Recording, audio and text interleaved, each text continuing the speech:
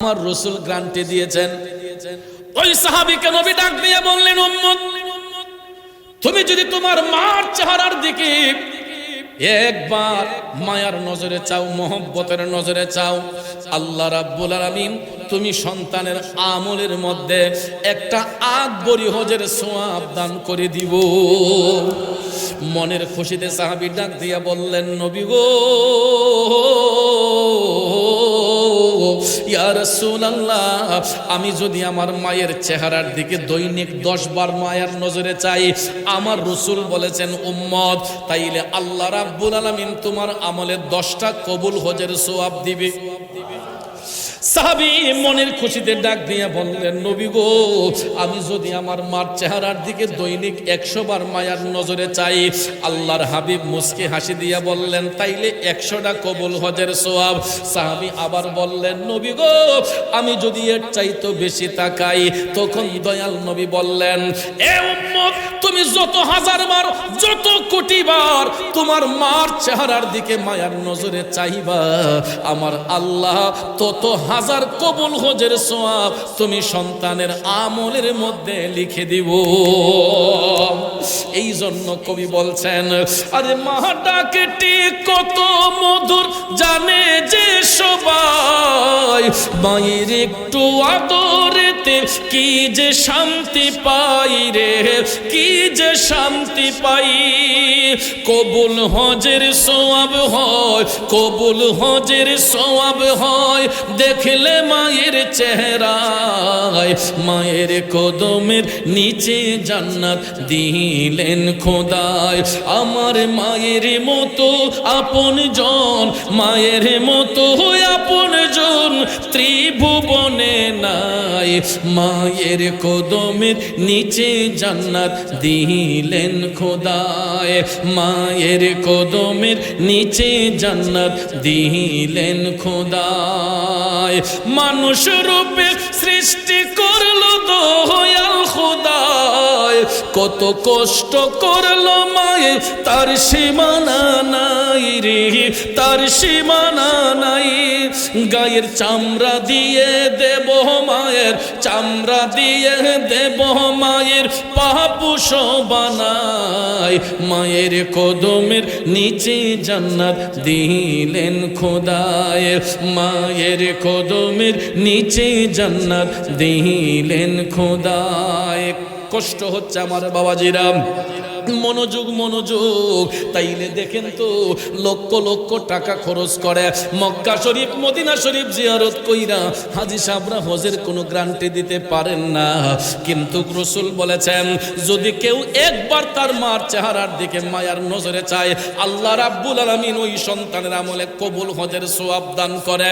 তাইলে এখন থেকে বলুন, আমরা তো আজকে জানলাম, এরপর থেকে কেউ কি মার সাথে খারাপ ব্যবহার করব?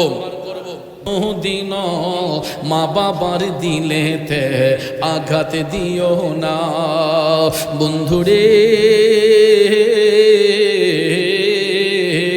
কারণ যেই মা বাবারে আমরা কষ্ট দেই, একটাবার আপনি শৈশবের কথা চিন্তা করে দেখেন, আমরা বাচ্চাগুলা যখন দুনিয়ার আলো বাতাস দেখি নাই, তখনও কিন্তু মা বাবার পবিত্র বন্ধনের মাধ্যমে আমরা সন্তানগুলা প্রত্যেকেই মায়ের পেটে ছিলাম, ঠিক না বেঠিক? শৈশবেরও আগে যখন মায়ের পেটের শিশু ছিলাম, আমরা যখন মায়ের গর্ভে ছিলাম, আমাদেরকে দুনিয়ার আলো বাতাস দেখাতে যাইয়া একটা মা দিনকে দিন বলে নাই, রাতকে রাত বলে নাই। কথা বলেন, মা গর্ভে সন্তান ধারণ করে দিনকে দিন বলে নাই, রাতকে রাত বলে নাই। ওই মা পেটে সন্তান নিয়া চাহিদা মতো মুখে খাবার দেয় নাই, চাহিদা মতো একটা কাজ করতে পারে নাই।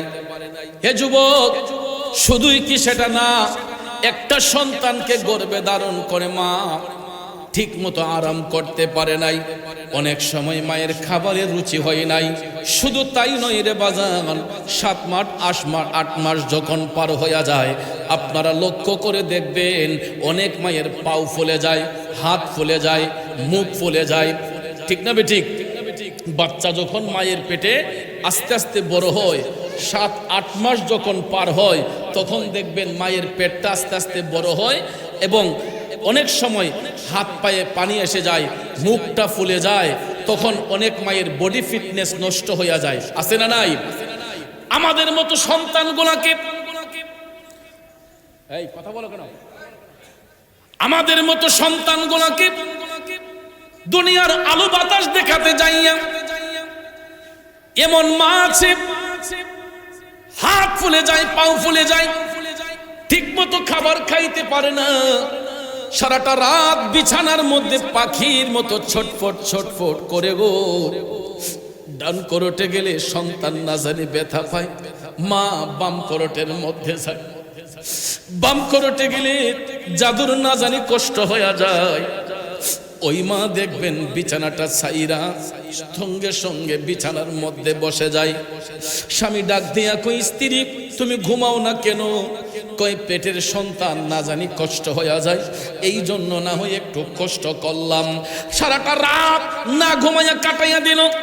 এইরকম ভাবে দিনের পর দিন, রাতের পর রাত বাচ্চা গর্ভে ধারণ করে অনেক মা ঠিক মতো খায় না, ঠিক মতো ঘুমায় না।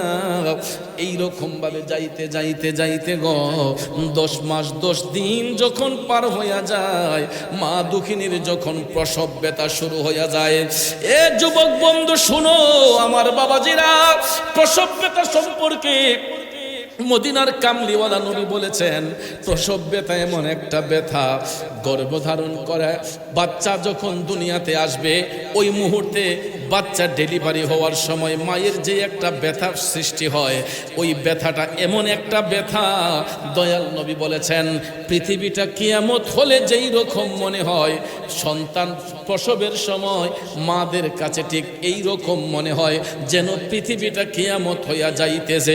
জোরে জোরে কন্যা আল্লাহু আকবার। যুবক ভাইয়ার আমার বাবাজিরা,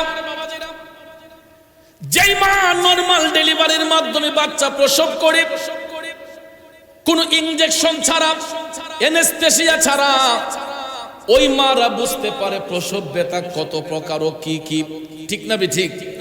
কদম রব্বুকা আল্লা তা'বুদু ইল্লা ইয়্যাহু ওয়া বিল ওয়ালিদাইনি ইহসানা। উচ্চ স্বরে বলুন আল্লাহু আকবার। যুবক ভাইয়ার আমার বাবাজিরা, আল্লাহ রাব্বুল আলামিন জানান, হে জগৎবাসীরা, তোমরা আল্লাহ ব্যতীত অন্য কারো ইবাদত করো না।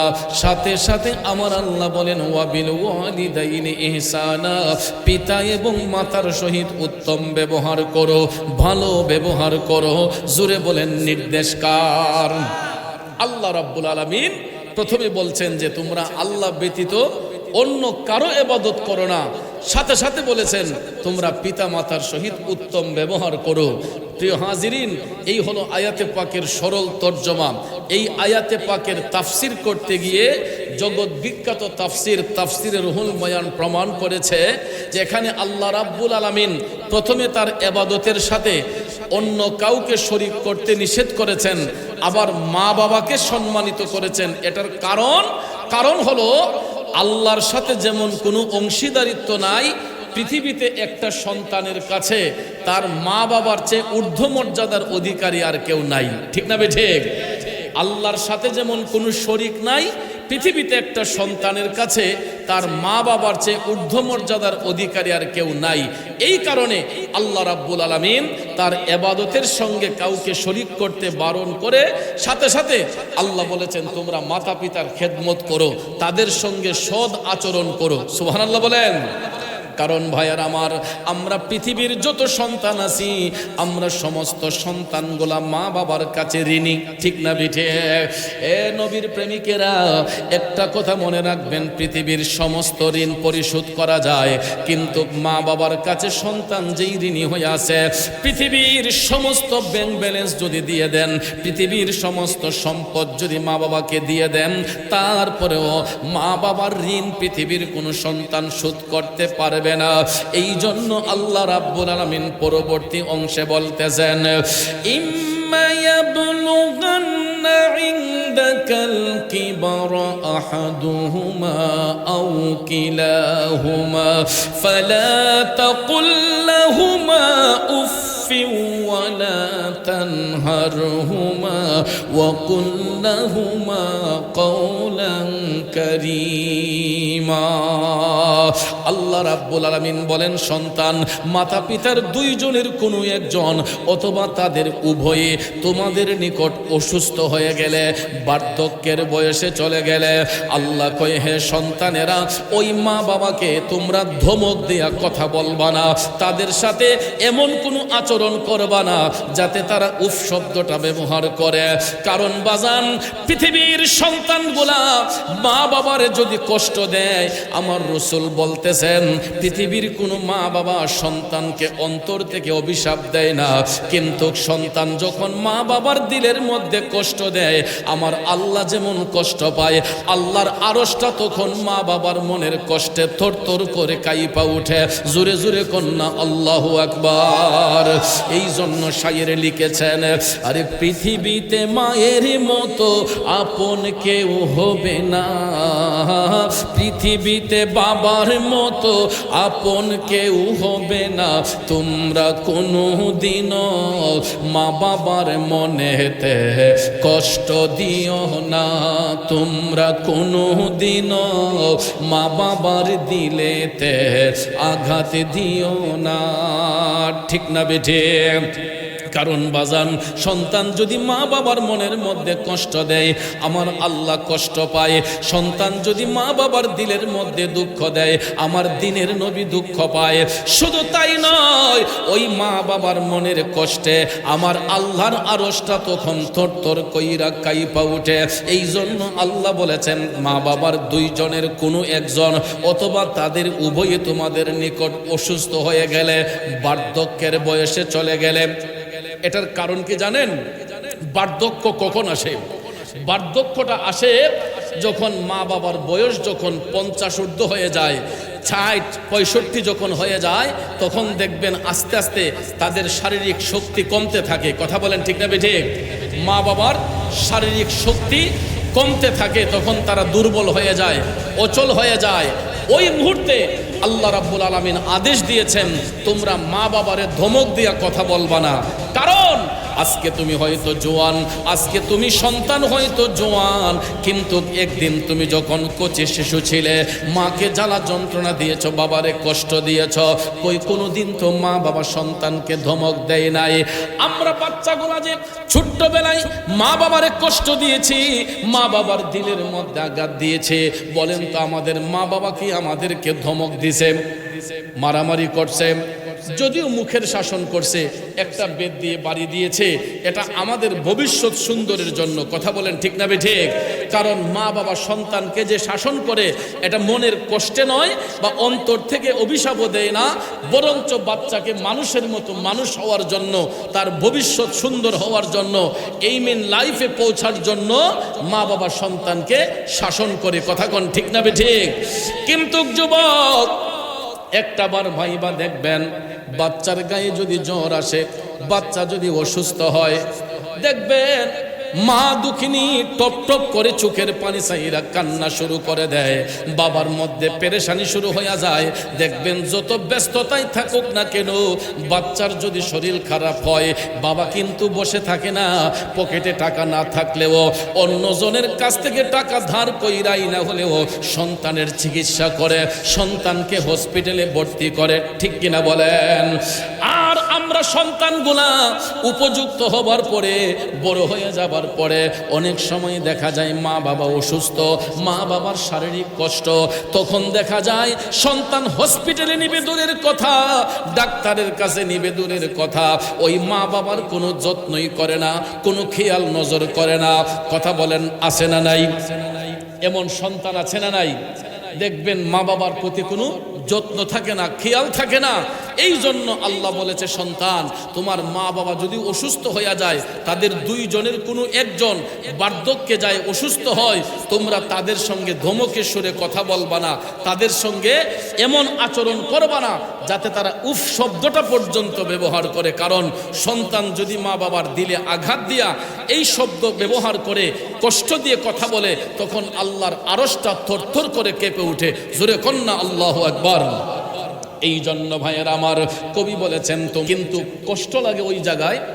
আমাদের দেশে বর্তমানে অনেক মা আছেন যারা প্রসব ব্যথা এখন ফিল করে না। ব্যথা যখন উঠে, ব্যথা উঠার আগেই তো ডাক্তারের কাছে চলে যায়, ঠিক না ঠিক? ব্যথা উঠার আগেই ডাক্তারের কাছে গেলে ডাক্তার সাহেব আল্ট্রাসাউন্ড কইরা রেজাল্ট দিছে, কয় বাচ্চা উল্টা, বাচ্চা শুকনায় পড়ে গেছে, কয় 24 ঘন্টার মধ্যে সিজার না করলে রোগী বাঁচানো সম্ভব না। আছে না নাই? একটা মানুষ এই কথাটা যখন শুনে, তখন কি মানুষের জ্ঞান মস্তিষ্ক ঠিক থাকে? টাকা না থাকলে হাওলাত কইরা হইলো টাকাই না, রোগীর চিকিৎসা করে, সিজার করায়। কথা কোন ঠিক না বেঠিক? তা আপনারা কি মনে করেন সিজার করলে কি ভালো? আমার মার গর্ভ থেকে আমরা 6টা ভাই বোনের জন্ম হয়েছে। আমরা যখন জন্মগ্রহণ করেছি, আমার তো মোটামুটি 42 চলতেছে বয়স, আমার ছোট ভাইয়েরও 40 ওভার হয়েছে, সবার ছোট যেটা। তাহলে 40 বছর একটা শুনুর ব্যবস্থা ছিল না, ঠিক না বেঠিক? ছিল। তাহলে আমার মার গর্ভ থেকেও আমরা 6টা ভাই বোন বের হয়েছি। কই আমার মার তো কোনো সিজারের প্রয়োজন হয় নাই, আমার আম্মুর তো সিজার লাগে নাই, বরঞ্চ আমরা 6টা ভাই বোন দুনিয়ার আলো বাতাস দেখে আমরা সুস্থ শরীরভাবে যেমন চলতেছি, আমার আম্মা জান এখনো দুনিয়াতে আছেন, আলহামদুলিল্লাহ, এখনো 5 ওয়াক্ত নামাজ সুন্দরভাবে পড়তে পারেন। বাবাজি আমার, গুসা করবেন না, রাগ করবেন না। আমাদের দেশের মধ্যে চিকিৎসা সেবার নামে এখন কিছু কসাইখানা খোলা হয়েছে, ঠিক না ঠিক?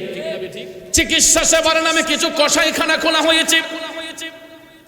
আমি ডাক্তার সাহেবদেরকে সম্মান করি, ইজ্জত করি, আপনাদের প্রতি আমার আন্তরিক শ্রদ্ধা সালাম রইল। কিন্তু ডাক্তার সাহেব, আপনিও তো কোনো না কোনো মায়ের সন্তান। আপনি জেনে শুনে কিভাবে একটা মানুষকে আপনি ধ্বংসের দিকে ঠেলে দিচ্ছেন? একটু চেষ্টা করে যদি দেখতেন নরমাল ডেলিভারির মাধ্যমে বাচ্চাটা প্রসব করা যায় কিনা। সিজার করেন যদি বেশি ইমার্জেন্সি হয়, যদি বেশি ইমার্জেন্সি হয় যে আর কখন কুল হচ্ছেই না, তখন আপনি না পারতে সিজারটা যান, আপনারা ইউরোপ যান, আমেরিকা যান, বা আপনাদের কোনো আত্মীয় স্বজন যদি ইউরোপ আমেরিকায় থাকে, দেখবেন তারা উন্নত রাষ্ট্র এমনি হয় নাই। ওরা যে উন্নত রাষ্ট্র বলে এমনিতে হয় নাই, এরা আমাদের মতো কসাই নয়। যদি শুধু তাদের ঈমান থাকতো, এরা আমাদের আগে জান্নাতে যাইত। ইহুদি খ্রিস্টানদের যদি ঈমান থাকতো, এরা আমাদের আগে জান্নাতে যেত। কেন? এদের ডিসিপ্লিন আছে, এদের মধ্যে নিয়মতান্ত্রিক জিনিস আছে। এরা সাধারণত একটা পিঁপড়াও ইচ্ছে করে মারে না। আমরা তো কুকুর দেখলে বাড়ি মারি, ওরা কুকুরটা পর্যন্ত মারে না। কথা কোন ঠিক না ঠিক? আর এটা তো মানুষ, পৃথিবীর শ্রেষ্ঠ জাতি। ইউরোপ আমেরিকাতে আমাদের আত্মীয় স্বজন যারাই আছে, আমার আপন ভাইও আছে, জিজ্ঞেস করলাম, ওরা সিজারে বিশ্বাসী না। ওখানকার ডাক্তার সাহেবরা একটা রুগী গেলে 5-10 জন ডাক্তার সাহেব বসে একটা বোর্ড করে, তার আগে সিদ্ধান্ত নেয় কি করা যায়, রুগীটাকে কিভাবে নরমাল ডেলিভারির মাধ্যমে বাচ্চাটাকে ভূমিষ্ঠ করা যায়, খালাসি করা যায়, এই চিন্তা ভাবনা করে খুব নচেত তারা না পাইরা তখন তারা সিজারে আসক্ত হয়। কিন্তু আমাদের দেশের মধ্যে শতকরা 95% ডাক্তার সাহেবরা রুগী গেলেই কই শুকনাত পড়ে গেছে, বাচ্চা শুকনাত, বাচ্চা উল্টা, 24 ঘন্টায় সিজার না করলে বাচ্চা বাঁচানো সম্ভব হবে না। কথা কোন ঠিক না ঠিক? এরপরে দেখেন মা বোনদের কোমরের মধ্যে যে একটা এনেস্থেসিয়া দেওয়া হয়, ইনজেকশন দেওয়া হয়, এটা এমন একটা পাওয়ারফুল ইনজেকশন, অন্তত 6 মাস পর্যন্ত ওই জায়গাটা অচেতন থাকে, কোনো চেত থাকে না ইনজেকশনের পাওয়ারটা। এরপরে দেখবেন এই সিজারের মাধ্যমে বাচ্চা জন্মগ্রহণ করার পরে 40 দিন পর্যন্ত ওই মা একটা ভাতের ডেকচি আলগাতে পারে না। শুধু 40 দিন নয়, দেখবেন সিজারে যারা বাচ্চা প্রসব করেছে ওই মা বোনদের, এরা বয়স কম, বাচ্চা বয়সের হলেও দেখবেন এই যুবতী মা বোনরা অল্প বয়সে সিজারে বাচ্চা প্রসব করার কারণে এরা রোগাক্রান্ত হইয়া একটা ভাতের ডেকচি আলগাইতে পারে না, ভারী বোঝা একটা কাজ করতে পারে না, ঘরের ফ্লোরটা নুয়ে মুছতে পারে না, তাদের কষ্ট হয়। ঠিক না ঠিক? ভাইয়ের আমার, বন্ধুরা আমার, রাগ করবেন না, গুসা করবেন না। বর্তমান সমাজের মধ্যে অধিকাংশ মা বোনরা প্রসব ব্যথা কি জিনিস এটা বুঝতেই পারে না। কারণ এনেস্থেসিয়া দেওয়ার কারণে, হাই পাওয়ারের ইনজেকশন দেওয়ার কারণে ওই প্রসব ব্যথাটা নির্মূল হয়ে যায়, ব্যথাটা বন্ধ হয়ে যায়। এই জন্য সিজারের মাধ্যমে তারা বাচ্চা প্রসব করে। যেই কারণে রাগ নিবেন না, গুসা নিবেন না, অধিকাংশ মা বোনরা একটা দুইটা বাচ্চা রাইখা এরা স্বামীর সংসার ছেড়ে চলে যায়। ঠিক না বেঠিক? কারণ বাচ্চার দরদ বুঝে না, বাচ্চা জন্ম দেওয়াতে কত কষ্ট ওই মাটা বুঝতে পারে না। কারণ তার প্রসব ব্যথাটা সে ইনজেকশন দিয়ে নির্মূল করে ফেলেছে। সিজারের মাধ্যমে বাচ্চা প্রসব হয়েছে, কত কষ্টে যে বাচ্চাটা এসেছে এটা পর্যন্ত ওই মারা টের পায় না।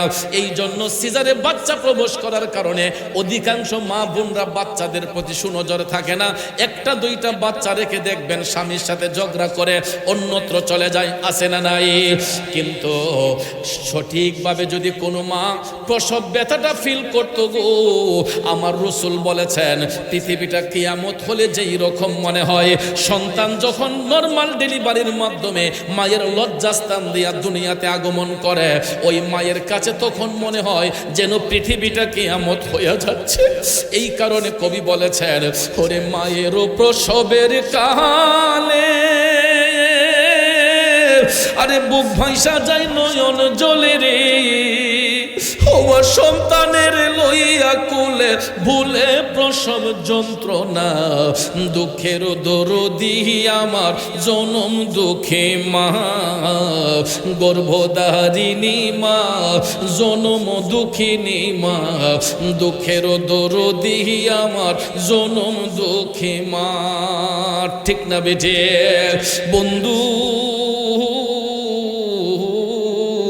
কেন আমরা মাকে ইজ্জত করব না? কেন আমরা মাকে সম্মান করব না?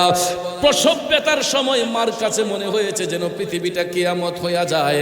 এরপরে শুধু তাই নয়, অনেক সময় সন্তানকে দুনিয়ার আলো বাতাস দেখাতে যাইয়া অনেক মায়ের মৃত্যু হয়ে যায়। ঠিক না বেঠে?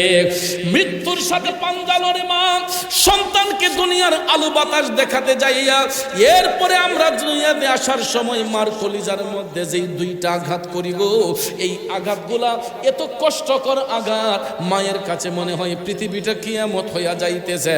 এত কষ্ট দেওয়ার পরেও বাচ্চাটা যখন দুনিয়ার মধ্যে ভূমিষ্ঠ হয়, তখন দেখবেন সর্বপ্রথম দাইমা অথবা নার্স ওই বাচ্চাটাকে শুকনা টাওয়াল দিয়া পেছাইয়া আগে কিন্তু মার কোলে আইনা দেয়।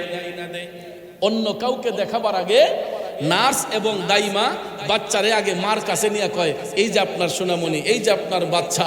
ভাইয়ার আমার, বন্ধুর আমার, কিন্তু সিজারে বাচ্চা প্রসব করলে তো অনেক মারা ওই মুহূর্তে বাচ্চার মুখটাও দেখতে পারে না। কথা কোন ঠিক না বেঠিক? সে অজ্ঞান হয়ে থাকে, সেন্স হারা হয়ে থাকে। আর নর্মাল ডেলিভারির মাধ্যমে যদিও কষ্টের সহিত বাচ্চাটা দুনিয়াতে ভূমিষ্ঠ হয়, হওয়ার সাথে সাথেই আল্লাহ রাব্বুল আলামিন আবার মা বোনদেরকে ধৈর্য ধরার শক্তিও দিয়েছেন। ঠিক না বেঠিক? এই ব্যথা নির্মূলের শক্তি আল্লাহ দিয়েছেন।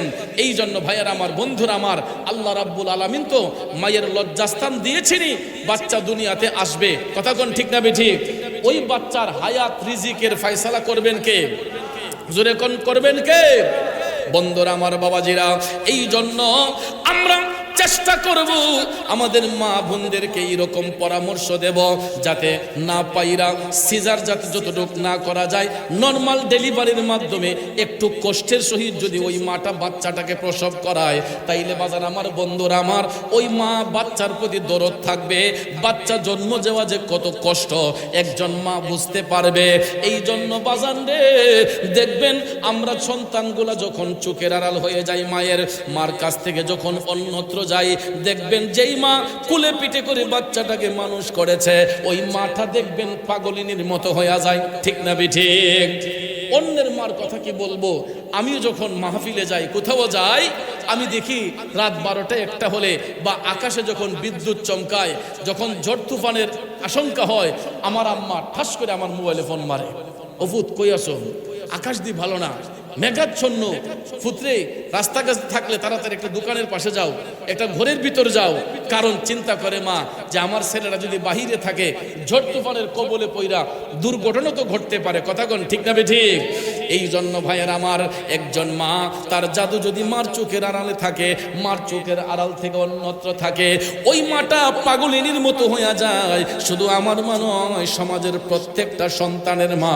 তাইলে আমাদের মা যদি আমাদের জন্য এত পরিশ্রম করে, এত কষ্ট করে, এত ত্যাগ স্বীকার করে, আমরা মার সঙ্গে সদ্ব্যবহার করব না দুর্ব্যবহার করব?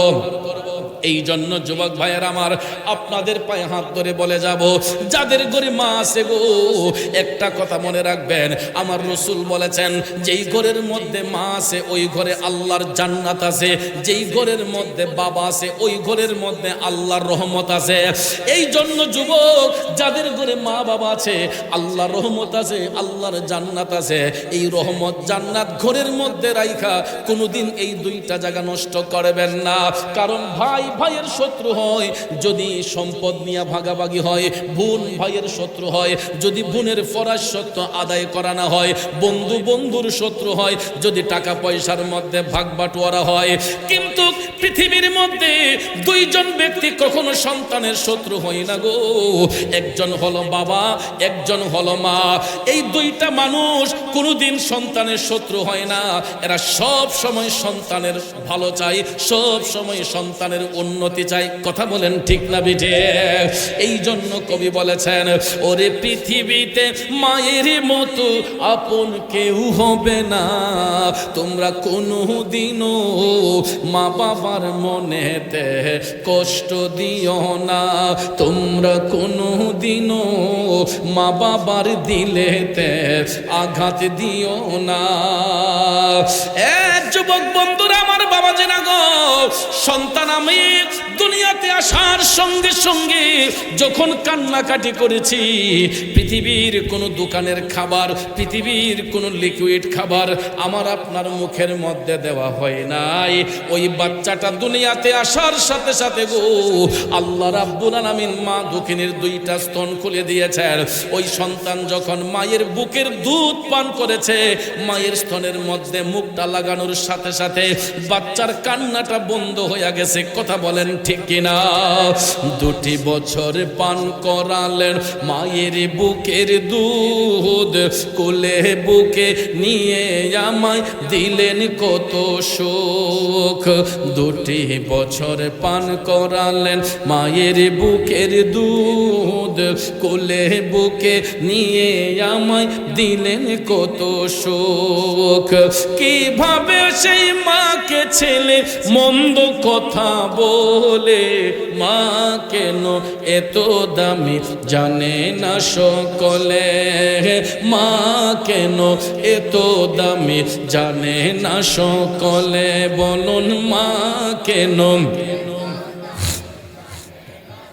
কলে জানতো যদি পড়তো দেখে কোরআন হাদিস খোলে, একটি হজের সওয়াব মিলে মাকে একবার দেখিলে, দেখিলে মা কেন এত দামে জানে না সকলে।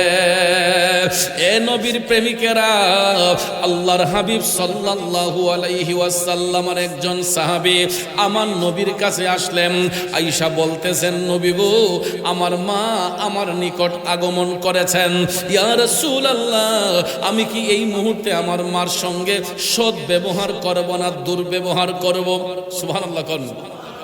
কারণ ওকে এটা হলো যে যেই সন্তান রাসূলকে প্রশ্ন করলেন, উনি নবীজির উপর ঈমান এনেছেন, তার মা রাসূলের উপর ঈমান আনেন নাই।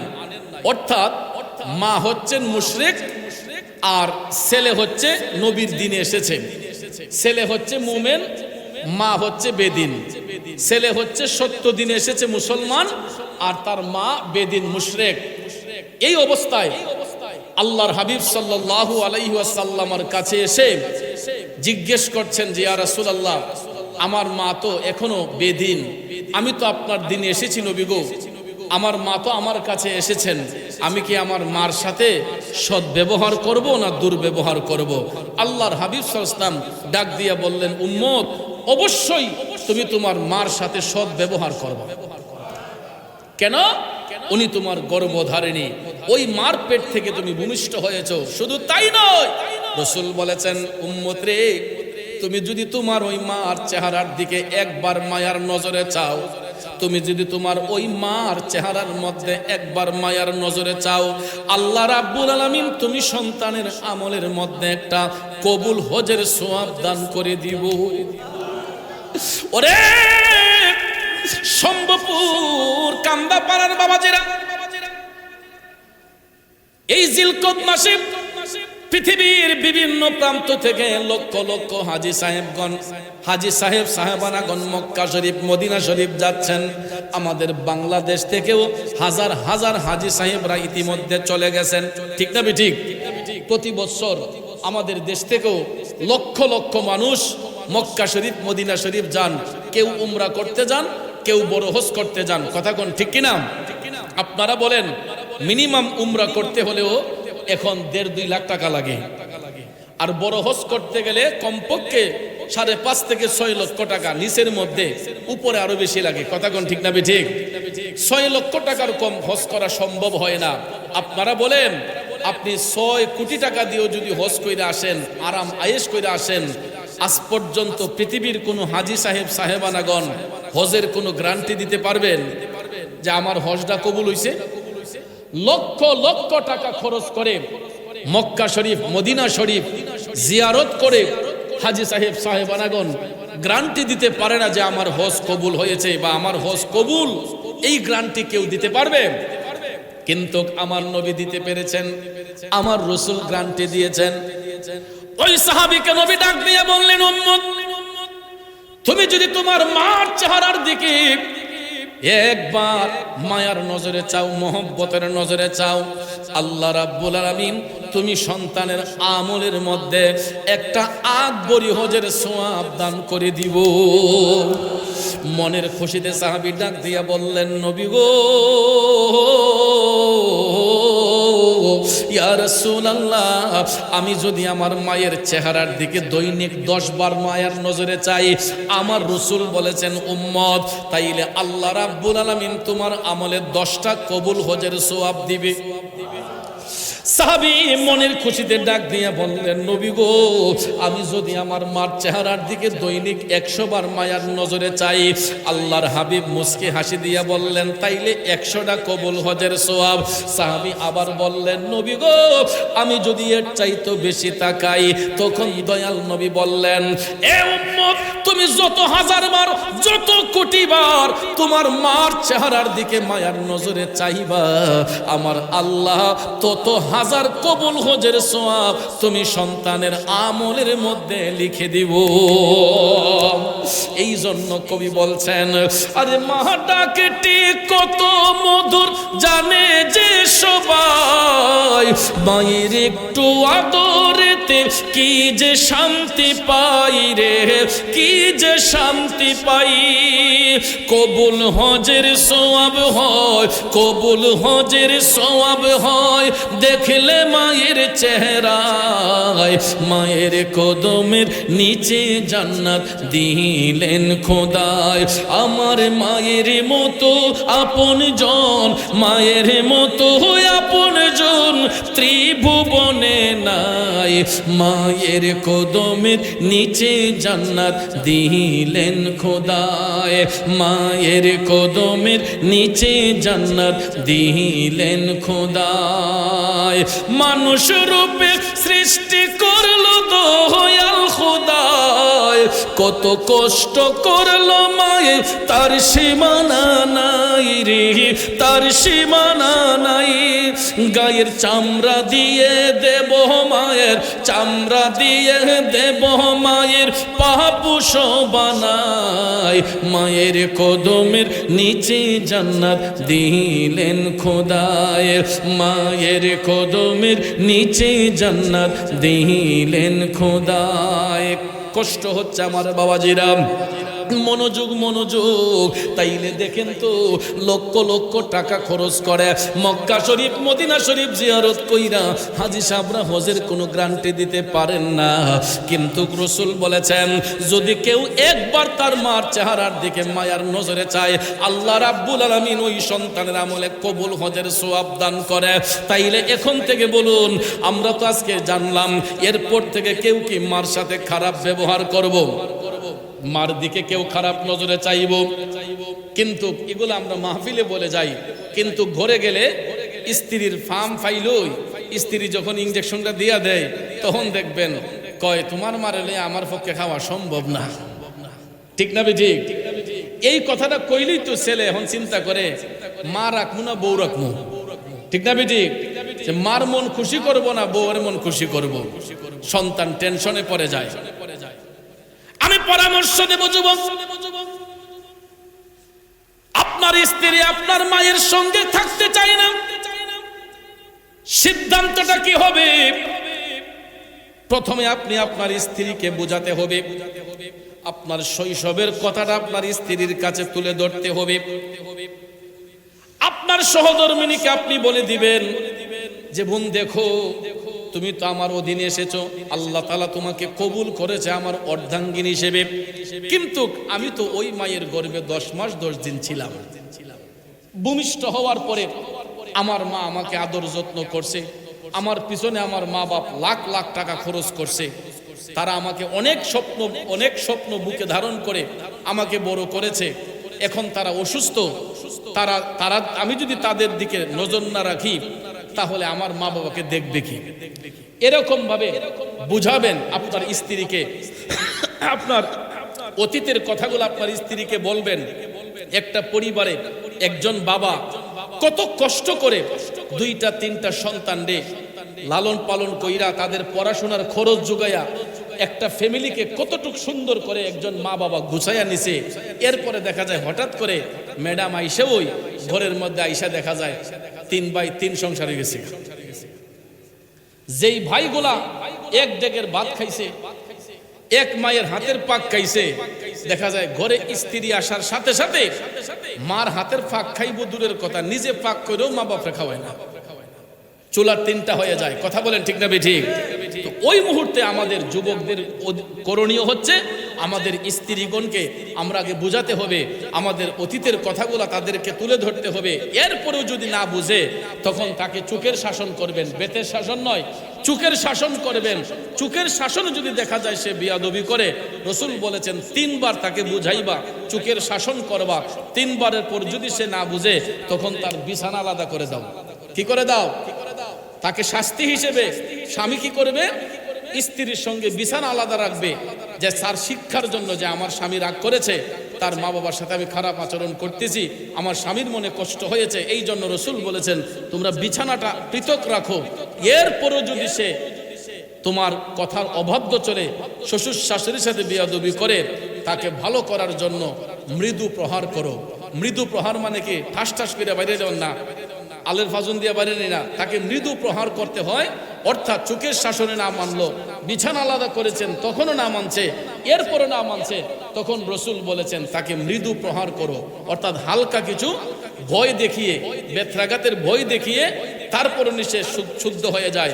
এরপরে যদি না মানে তখন ভাইয়ার আমার ওই স্ত্রীকে আর রাখবেন কিভাবে?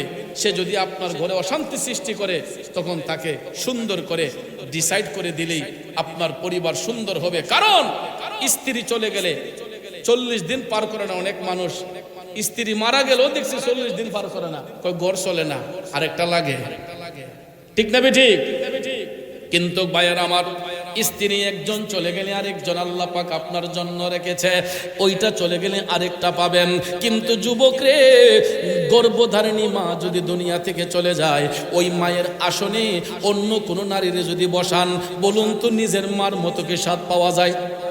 কথা কোন স্বাদ পাওয়া যায়? ওই মায়ের আপন বোন আমরা কি হয়? খালাম্মা হয়। মা যদি মারা যায় দেখবেন খালাম্মা আসে বোনকে দেখার জন্য, আসলে কি হবে? খালাম্মারে যদিও জড়াইয়া ধইরা কান দিয়ে, খালাম্মা গো তোমার বোন গেছে, আমার মা চলে গেছে, কিন্তু নিজের মারে দইরা, নিজের আপন মারে জড়াইয়া দইরা যে একটা তৃপ্তি পাওয়া যায়, মার আপন বোন আমার খালাম্মারে দইরা কি এই আরাম পাওয়া যাবে? মার মতো স্বাদ পাওয়া যাবে? কারণ মার মতো তুলনা কেউ হয় না, মার মতো তুলনা কারো হবে না। এই জন্য যুবক, স্ত্রী মারা গেলে স্ত্রী পাওয়া যায়, স্ত্রী চলে গেলে আরেকটা পাওয়া যায়, কিন্তু মা যদি চলে যায় রে বন্ধু, ওই মার আসনে অন্য কোনো নারী পুরুষকে বসাইলে নিজের মার মতো স্বাদ পাওয়া যাবে না। এই জন্য যুবক ভাইদের পায়ে হাত ধরে বলবো, সংসারের যত কিছু হোক না কেন, কোনোদিন মা বাবার সঙ্গে বিয়াদবি করা যাবে না, মা বাবার সঙ্গে চোখ রাঙ্গাইয়া কথা বলা যাবে না, মা বাবার সঙ্গে কোনো খারাপ আচরণ করা যাবে না। কারণ বন্ধুরে, ওই মা বাবা একটা সংসার তিলে তিলে তিলে তিলে গইরা উঠায়। কথা বলেন ঠিক কিনা? কার জন্য করে? আমাদের জন্য করে, সন্তানদের সুখের জন্য করে, ঠিক না ঠিক? মা বাপ যেই সম্পদ অর্জন করে, এগুলা নিয়ে কি কবরে যায়? তার ছেলেটা যাতে ভালো থাকে, যে আমি মরলে যাই করসফত, আমি থাকিয়া তোর একটা ভালো জায়গা দিয়া যাই, ভালো একটা জায়গা সেটিং করে দিয়ে যাই, যাতে আমি মারা যাবার পরে তুই আমারে না বকস যে আমার বাপে কিছু করছে না। এই জন্য সংসারের প্রত্যেকটা মা বাবা চিন্তা করে তার বাচ্চাটারে কিভাবে গাইডনেস করা যায়, কিভাবে তার একটা ভবিষ্যৎ সুন্দর করা যায়, এই রকম চিন্তা ভাবনা কইরা প্রত্যেকটা মা বাবা যার যার অবস্থান থেকে তাদের বাচ্চাদের জন্য খেয়াল চিন্তা ভাবনা কইরা যায়। কথা কোন ঠিক না ঠিক? এখানে আমি একটা কথা আপনাদেরকে বলবো, ওই বাচ্চার ভবিষ্যৎ সুন্দর করবেন, ভালো কথা। আপনি ঘাম জড়িয়ে করেন, হালাল পথে ইনকাম করেন, হালাল সম্পদ রাইখা যান, কিন্তু বাচ্চার জন্য আপনি হারাম সম্পদ রাইখা যাবেন, সুদের টাকা ঘুষের টাকা রাইখা যাবেন। বাজানো পায়ে হাত ধরে বলছি না করবেন না। আপনার সন্তানের জন্য সুদের টাকা ঘুষের টাকা দিয়ে ব্যাংক ব্যালেন্স করবেন, বাড়ি করেন, গাড়ি করেন, খোদা কি কসম, আপনি মারা যাবার পরে আপনার কবরে অশান্তি যেমন হবে, দুনিয়ার মধ্যে আপনার হারাম সম্পদ অর্জিত করার কারণে আপনার সন্তানগুলো দুনিয়ার মধ্যে সম্পদ নিয়ে মারামারি করবে, আপনার কবরের মধ্যে আযাব হবে। কথা বলেন ঠিক না বেঠে? মরণ কথা করো স্মরণ, স্ত্রী পুত্র কেউ নয় আপন, ধনরত্ন সবিও কারণ মনোরে। ও ভাই তুই মরিলে সঙ্গের সাথী হইবে না একজন, সেগেন কইরে পাগল মন, একবার ভাবলে না রে তোর হইব রে মরণ। ও মনুরে, হঠাৎ এসে আজরাইলে ফাঁসি দিব তোমার গলে, শেষ করিব অসাদের জীবন মনরে। ও ভাই দম থাকিতে আল্লাহ নবীর নাম করো স্মরণ, সেগেন কইরে পাগল মন, একবার ভাবলে না রে তোর হইব রে মরণ। নবীর প্রেমিকেরা, মৃত্যুর ডাক কখন কার কাছে আসে এর নির্দিষ্ট কোনো গ্যারান্টি দেওয়া যাবে না। এই জন্য বাজান, দুনিয়া ছেড়ে যাবার আগে অন্তত নিজের ঈমান আমলটাকে শুদ্ধ রাখবেন, নিজের ঈমান আমলটাকে শুদ্ধ রাখতে হবে। কারণ আমি মারা যাবার পরে আমার সন্তান আমার কবরে আপন হবে না, আমি মারা যাবার পরে আমার ধন সম্পদ কবরে যাবে না, আমি মারা যাবার পরে দুনিয়ার কোনো সম্পদ আমার কবরে যাবে না। আমার কবরে শুধু যাবে নেক আমল এবং আমাদের ঈমান। ঠিক না ঠিক? ঈমান এবং নেক আমল, এই দুইটা জিনিস আমাদের কবরে সম্বল হবে। যদি ঈমানদার হই তাহলে কবরের মধ্যে আরাম হবে, যদি বেঈমান মুনাফিক হই কবরের মধ্যে শাস্তি হবে। এই জন্য আপনাদের পায়ে হাত রেখে বলে যাব যে হারাম সম্পদ অর্জন করার জন্য হারাম পথে কখনো পা বাড়াবো না। প্রয়োজন হলে 3 বেলা না খাইয়া 1 বেলা খাইব, এরপরে যাতে আমাদের খাবারটা হালাল পথে আসে। ঠিক না ঠিক? আপনার ঘরে যখন হালাল রুজি আসবে, আপনার ঘরে যখন হালাল ইনকাম আসবে, তখন দেখবেন ওই খাবারের মধ্যে একটা তৃপ্তি আসে। আপনি দেখেন, রাগ কইরেন না, অনেক বড় লোকের ঘরে গিয়ে কুরমা পোলাও খাইলেও মজা লাগে না। আবার গরিব লোকের ঘরে যারা দিনে আনে দিনে খায়, কষ্ট করে ইনকাম করে, এরার ঘরে দেখবেন শুটকি বাট্টা খাইলে অমৃত লাগে। ঠিক নি বাজান? আমরা আবার কইও যে গরিবের ঘরে খাওয়ানটা মজা। আসলে কেন মজা এটা বুঝতে হবে। কারণ সাধারণ মানুষ যারা, খেটে খাওয়া মানুষ যারা, এদের হাতগুলা দেখবেন লোহার মতো শক্ত হয়ে যায়। এরা সুদের ব্যবসায় যায় না, এরা ঘুষের ব্যবসায় যায় না।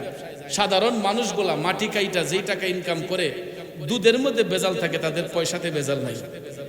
রিক্সা চালিয়ে যারা দিনমজুর করে, রিক্সা চালিয়ে যারা রিজিকের তাল্লাশ করে, দেখবেন এদের হাতগুলা লোহার মতো শক্ত হয়ে যায়। সারা দিন পরিশ্রম করে যেই টাকা ইনকাম করে, এটা হালাল পথে এসেছে। কথা কোন ঠিক না বেঠিক? কাউরে জুলুম করে আনে নাই, কারো পকেটে হাত দিয়ে আনে নাই, কারণ সে পরিশ্রম করেছে। তার গাড়ির প্যাসেঞ্জার যারা হয়েছে খুশি হইয়া অনেক সময় দেখবেন 12-10 টাকার জায়গা অনেকে 20 টাকা দেয়, যে বাবা আপনি কষ্ট করছেন, নেন 20 টাকা বাড়াই দিলাম। আছেন এরকম? দেখবেন ওই লোকের যে একটা মনের একটা অভিব্যক্তি দেখবেন।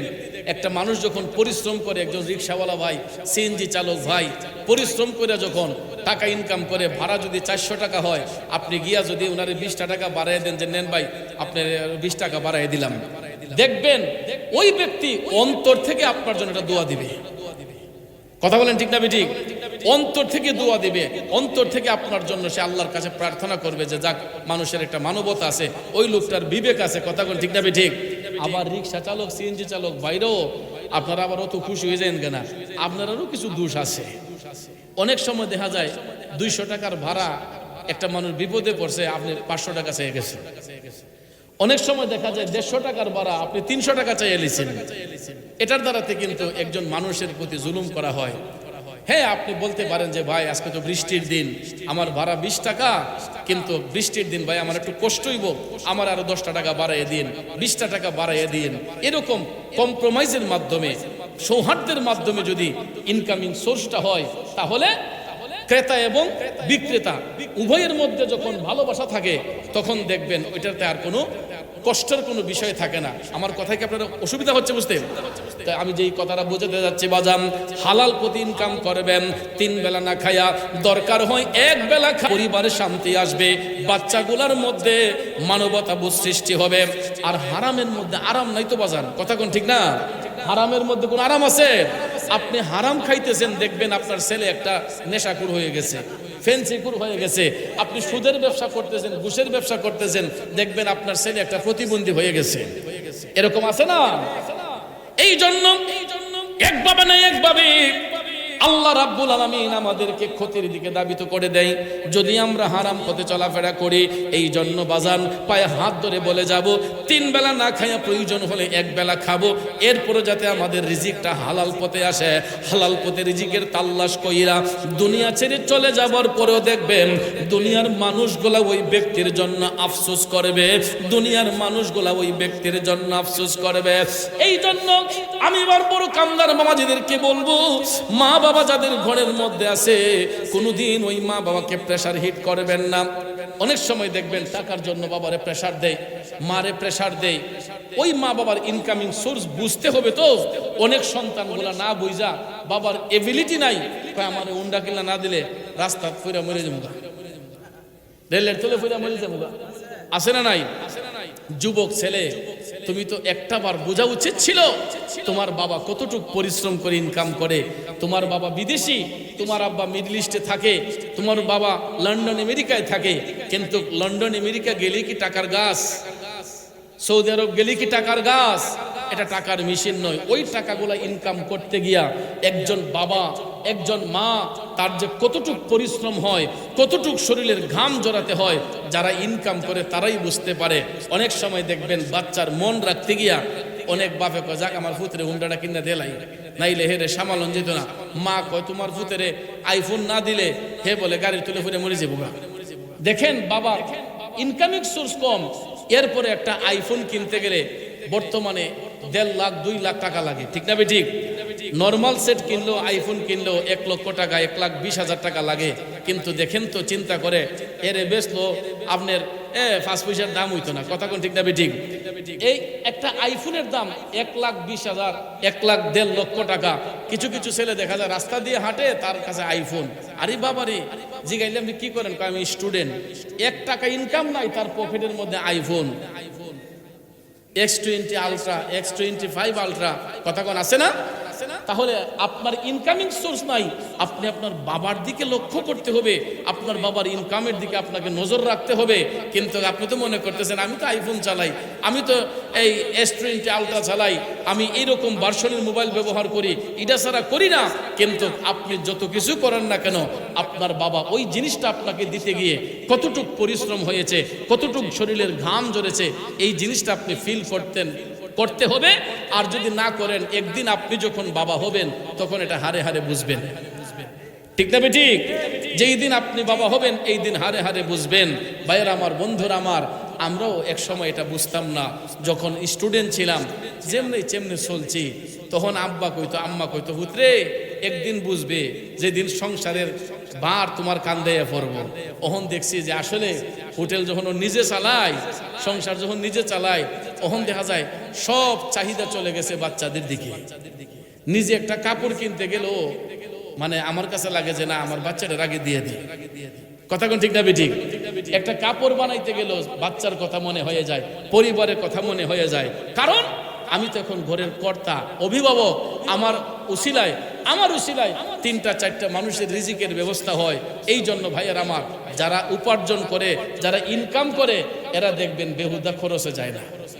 আর যারা ইনকাম না, এরা দেখবেন মানে মাগনা ফাইলে তো, এরা দেখবেন যেমনি হিসাবে খরচ শুরু করে দেয়। কথা কোন ঠিক না ঠিক? এই জন্য আমি যুবকদেরকে বলবো, আপনাদের যাদের ঘরের মধ্যে মা বাবা আছে, মা বাবার সঙ্গে সদ আচরণ করবেন। তাদেরকে প্রেশার হিট করা যাবে না, ধমক দিয়ে কথা বলা যাবে না, তাদের সঙ্গে খারাপ আচরণ করা যাবে না। কারণ একজন বাবা বাচ্চার ভবিষ্যৎ সুন্দরের জন্য দিনকে দিন বলে নাই, রাতকে রাত বলে নাই, মাথার গাম পায়ে ফেলে অক্লান্ত পরিশ্রম করে সংসারের হাল ধরেছে। কথা বলেন ঠিক না ঠিক? এই জন্য যুবক ভাইয়েরা আমার, আপনাদেরকে অনুরোধ করে বলবো, আল্লাহর হাবিব সাল্লাল্লাহু আলাইহি ওয়াসাল্লাম বলেছেন, তোমরা কোনোদিন ওই মা বাবার সঙ্গে ধমকের সুরে তোমরা কথা না বইলা, বরঞ্চ তাদের সঙ্গে সৌহার্দ্যপূর্ণ আচরণ করো। আল্লাহ রাব্বুল আলামিন সূরা বনী ইসরাঈলের মধ্যে বলেছেন, ওয়াখফিদ লাহুমা জানাহাদ যুল্লি মিনার রাহমা, তোমরা উভয় হাত বের করে দিয়া মা বাবার সেবার মধ্যে মশগুল হইয়া যাও, মা বাবার সেবার মধ্যে দাবিত হইয়া যাও। চোখ রাঙ্গাইয়া কখনো মা বাবার সঙ্গে কথা বলবা না, নম্রতার বাহু বের করে দিয়া। আল্লাহ বলছেন, তোমরা নম্রতার বাহু অর্থাৎ ভালোবাসার হাত বের করে দিয়া তোমার মা বাবার সেবার মধ্যে মশগুল হয়ে যাও। অনেক সময় দেখবেন আমাদের মা বাবারা গর্ভবতী হয়ে যায়, প্যারালাইসিস বা বার্ধক্যের কারণে। অনেক সময় দেখবেন বয়স যদি বাইরে যায়, স্মৃতিশক্তি যখন কমে যায়, অনেক বাবা দেখবেন বিছানায় পেশাব করে দেয়, অনেক মা দেখবেন বিছানায় প্রস্রাব করে দেয়। আছে না এরকম? গর্ভবতী হয়ে গেলে এই বৃদ্ধ মানুষগুলা শিশুদের মতো হয়ে যায়। অনেক সময় বিছানায় প্রস্রাব করে, পায়খানা করে। আমরা দেখবেন নাকের মাঝে কাপড় ধরি। এরপরে অনেকে মা বাপের যত্ন করতে চায় না। সন্তান মা বাবার সেবা করবে, পেশাবের গন্ধের কাছেই যায় না। ছেলের বউ মাগ গো, এই দুর্গন্ধ আমার দ্বারা সম্ভব না, আমি পরিষ্কার করতে না। টাকা দিয়ে তখন লোক রাখে মা বাবার সেবার জন্য। আছে না এরকম?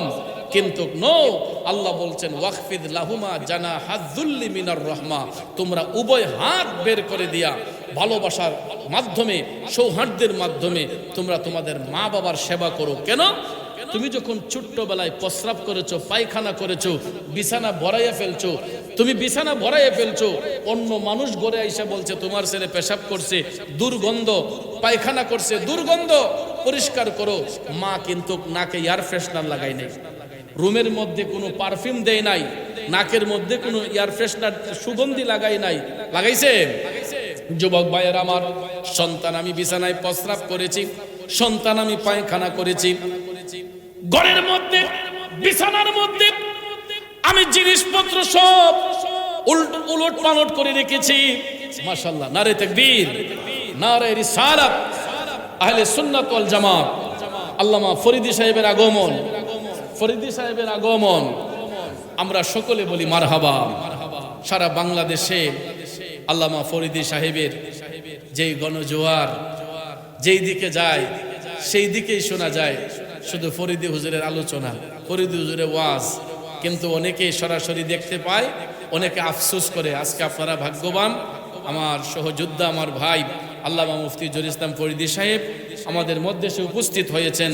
অত্যন্ত নিরহংকার, নম্র ভদ্র একজন মানুষ এবং সাচ্চা একজন আলেম, আমার চোখে দেখার দৃষ্টিতে একজন ভালো মনের মানুষ আল্লামা মুফতি জহির ইসলাম ফরিদী সাহেব। আল্লাহ পাক যেন ওনার হায়াত ইলমের দরজাত বুলন্দ করে, সকলে আমিন কন। একটু দুরূদ শরীফ পড়ুন। আল্লাহুম্মা সাল্লি সাইয়্যিদিনা বিয়ানা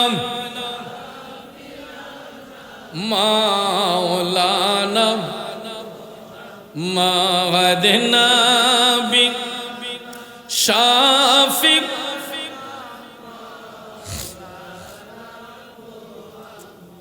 যাক ভাইয়ের আমার, আল্লাহ পাক রব্বুল আলামিনের দরবারে অশেষ শুকরিয়া যে আল্লাহ তাআলা আজকে আমাদেরকে এই বৃষ্টি থেকে উদ্ধার করেছেন।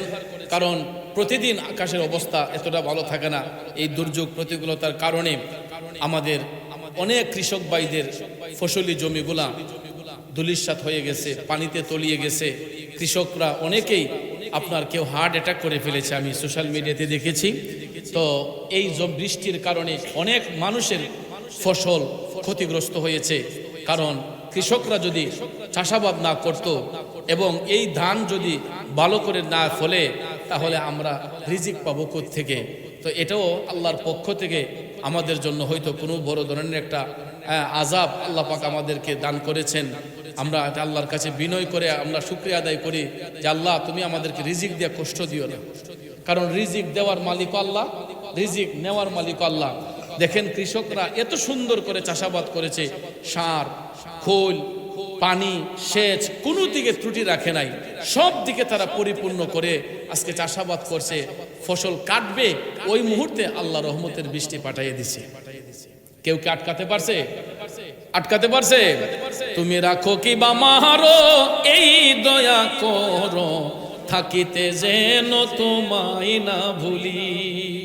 আল্লাহ তাআলা দিতে পারে, আল্লাহ নিতে পারে। আমরা এর জন্য আফসোস করি না।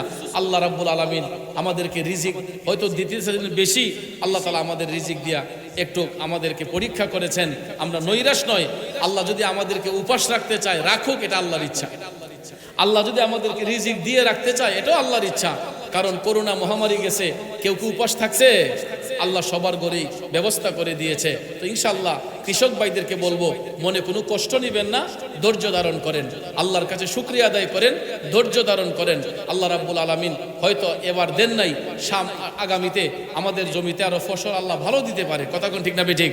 তো যাক ভাইয়ের আমার, বন্ধুরা আমার, তো যেই কথাটা আমি বলেছিলাম, ফরিদী ভাই চলে এসেছেন, যে মা বাবা যখন সন্তানের পেশাব পায়খানা পরিষ্কার করে তখন নাকে কিন্তু পারফিউম লাগায় না, আতর লাগায় না।